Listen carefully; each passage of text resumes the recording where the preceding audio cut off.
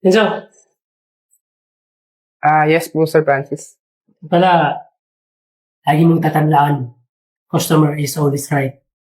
Kung anong pinag-uutos nila, sundin mo ha. Okay po, sir. Sige. Sir, maraming salamat po. Alam mo, Carl, hindi talaga ako bakit aking mga top. kasi naman di ba, ang daming boys. May girlfriend na siya ngayon. Ako. Hello po, good morning po, sir. Ano po order nila? Excuse me? Sir? Yes po. Alam mo, ang bastos mo, no? Sir talaga tawag mo sa aming dalawa? Kita mo ang laki ng joga namin, no? Naka-lipstick. Tapos, sir? Alam mo, ang pangit mo na nga, ang bastos mo pa. Alam mo, Beshi, tumatas yung princess ko. Beshi, kumalma ka, baka mag-collapse ka dyan. Sasampalin ko to.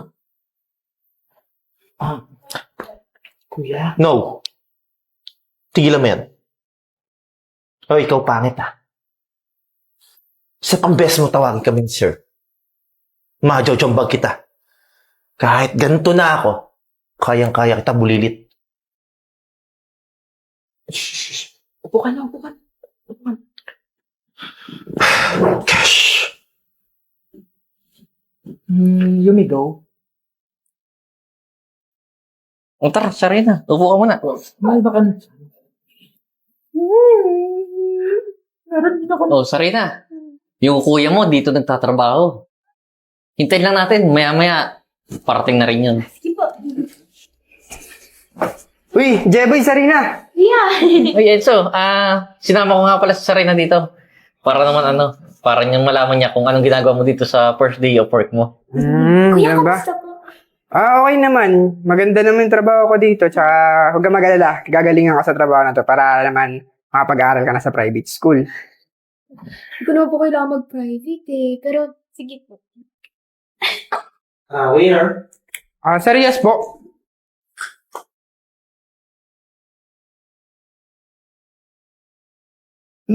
Beshi, sir? Kapal na mukha mo. Tinawag mo akong sir? Kanina ka pa. Napakabastos mo naman. Beshi, intindi na lang natin. Hindi eh! Sobra na itong lalaking to eh. Okay lang sana kung pogi ka eh. Kaya ang pangit mo. Pangit ang ugali mo. Alam mo, sisiguraduhin ko sa'yo na matatanggal ka dito. Isa pa, yan ang bagay sa'yo. Eh, grabe naman po kayo. Ano na po ginawa yung kuya ko po eh? Walang ginawa. Ha? 3 beses niya ako tinawag na sir. Okay ka lang? Okay ka lang? Sir? Ha? Pasensya na po. Pasensya? Kanina ba to eh? Alam mo, sisiguraduhin ko sa inyo, ha? Nasisikat kayo. Baka di nyo kilala. Sikat akong vlogger. At isa pa, patatanggal kita sa trabaho. Tawagin mo yung manager mo. Kuya. Sorry po. Besh, sabi ko naman sa'yo. Eh po ma'am, pinatawag niyo po daw ako. Actually, sir, ito kasing waiter niyo eh. Alam mo, sir, grabe siya sa pagkatao namin. Binastos niya ako. Tinawag mo naman niya ako, sir. Hindi po sis. Besh, hindi naman. Sir, so patanggal niyo yan. Sige po ma'am, ako nang bahala sa waiter na to. Enzo, unang araw mo palang palpak ka na. Nakakita mo naman oh. Babaeng babae si ma'am. Tapos tatawagin mong sir. Nakaka-insulto ka naman. Pwede ba? Umalis ka na. Sarina, Jeboy.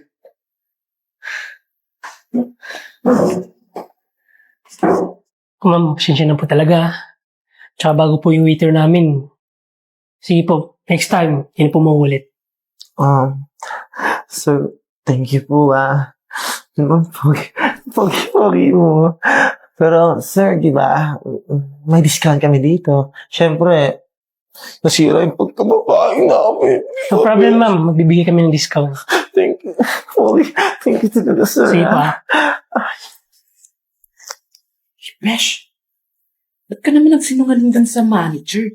Eh, nilaglag mo yung waiter. Kawawa naman. Besh, okay lang naman yun, di ba? Kasi, nabastos yung pagkababae natin. Alisa pa. Tama lang sa kanya. Mga bastos na lalaking ganun, dapat nawalan ng trabaho. Naku, Besh, mali pa rin eh. Dapat kasi tayo na lang yung umantindi sa kanila. Besh, tama na. Umupo ka na. Then, kumain na tayo. Okay? Bunso, pasensya ka na. Hindi matutupad ni Kuya yung pangako sa'yo. Mga pag-aaral ka ng private school. Okay lang naman yun, kuya. Tsaka, mas okay nga ako sa public school kasi andun yung mga kaibigan ko eh. Ganun ba? Pero sa totoo lang, proud po ako sa'yo kasi lahat po ng ginagawa niyo po para sa akin po. Kaya, okay lang po. Ano naman, Bunso, ano ka ba? Kuya mo, okay lahat ng gagawin ko para sa'yo. Jeboy, pasok! Kuya, Wait, Serena, Enzo. Oh, ba't napadala ka, Jeboy? Eto na nga, Enzo. Alam niyo ba, yung video niyo ni Sir, ay ni Ma'am, sa restaurant, nag-viral. Ha? At umabot ito ng 10 million views. Sa totoo lang, dami nga nagsishare, oh. ang ano? Teka lang, may tumatawag. Hello, Enzo. Hello po. Sino po sila? Ako to, manager mo. Pumunta ka muna dito sa restaurant. May ipapagawa ko. Ganun ba, Sir Francis? Sige po, pupunta po ako. Sige. Sino yun, kuya? Si Sir Francis, yung manager doon sa restaurant, pinapapunta ako. Bakit? Hindi ko rin alam eh. Oh, yan na pala. Sir Francis, bakit niyo po ako pinapapunta? Papa Enzo, kaya kita pinatawag. Hindi dahil sa pabalikin sa trabaho mo. Gusto ko lang sana na videoan mo to si ma'am. Nahingi ng sorry sa'yo. Ano po?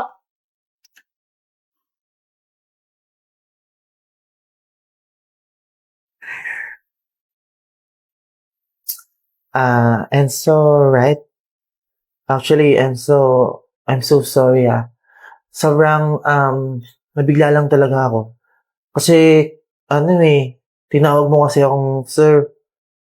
Actually, kami kasi mga trans, may mga iniinom kaming gamot na sobrang nakaka-apekto sa health namin. Kaya, obviously, kami magalit. Kaya sana, patawarin mo ako. Sa akin, wala na yun. Pero kaso nga lang, yung problema is nawalan ako ng trabaho. Enzo, actually, huwag kang mag-alala.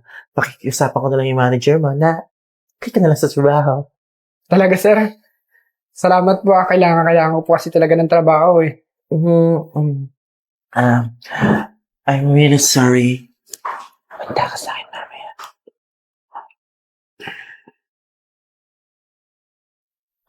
Alam mo, ang bastos mo talaga no? Sir pa rin talaga. Actually, kaya ako nasira sa social media is dahil sa'yo. Dahil sa pinost mo na yan. Kaya alam mo, humanda ka sa akin. May kilalagyan ka. Ano po kayo? Mabait po yung kapatid ko po. Di nga po siya yung nagpost sa video po nun eh. Kaibigan po na. Alam mo, kahit mag-explain ka pa, wala kayong magagawa. Kasi pagsisisihan yung lahat ng nangyayari to. Anong nangyayari Ma'am. dito? Ha? Enzo, bakit hindi ka naka-uniform? Ma'am, tinanggal po ako ni Sir Francis. Bakit? Dahil sa nangyaring issue dito kahapon? Opo. Sila ba yung customer? Alam niyo, ako may-ari ng restaurant na to. At nakita ko yung mga kabastos ang pinagagawa niyo dito sa restaurant ko. Sa tingin niyo, kawalan kayo bilang customer dito sa restaurant ko? I'm sorry, pero hindi na kayo pwedeng bumalik dito dahil ibaban ko na kayo sa restaurant ko. Okay, fine. Whatever. At least, mas maganda pa rin ako sa'yo. Wala pa rin kayong matres. Alis. Alis, ha? Ano, gusto mo din? Vice Chair Raps. Akala mo naman kung sino magagandang babae. Tsaka naman mga mukhang engkanto, mukhang kapra, tsaka isa mukhang tikbala. Ikaw, Francis. Ha? Naturingan ka manager dito? Hindi mo kaya ipagtanggol yung mga staff mo? Ma'am, ginagawa ko lang po ng trabaho ko. Sabi niyo, customer is always right, di ba? Never ko sinabi yun. Don't put words into my mouth. Alam mo, malis ka na. You're fired! Ma'am, yung trabaho ko paano na? Wala kang pakialam. Gusto mo manang ka ng trabaho doon sa dalawang baklang ulit ba na yun? Alis! Enzo, thank you. Kasi, mabait kang waiter. Kahit ginaganyan ka na, hindi ka lumalaban. Pero, mali pa rin yun. Kasi, hindi tama yung customer is always right. Pag sobra na, lumaban ka. Paglaban mo yung karapatan mo bilang tao. Opo, ma'am. Huwag ka mag-alala, hindi kita tatanggalin. In fact, dahil wala nang manager sa restaurant na to, ipapromote kita bilang manager. Talaga, ma'am? Bunso, narinig mo yun? Ako! Tapos, hahanap na lang ako ng mga ibang waiter na papalit sa'yo para may katulong ka dito. Okay? And Ito, isa pa. Tingnan mo. Ang dami nito, ma'am. Ang dami kasing natuwa sa'yo eh. Lalo na ako, bilang amo mo, nakakatuwa kasi hindi ka pumatol sa ganong klaseng gawain.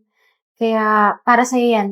Bonus mo na yan. Panimula mo rin. Pangtulong mo sa pag-aaral ng kapatid mo. Ma'am, maraming salamat po. Bunso, makapag-aaral ka na. Ma'am, mauna na po kami. Papa-enroll ko na po siya agad. Oo. Sige, bukas ha. Magsimula ka na bilang manager. Mag-i-interview din ako ng mga bagong waiter para i-train mo sila. Okay? Sige po, ma'am. Maraming salamat po. Tara na, Bunso. Sige po.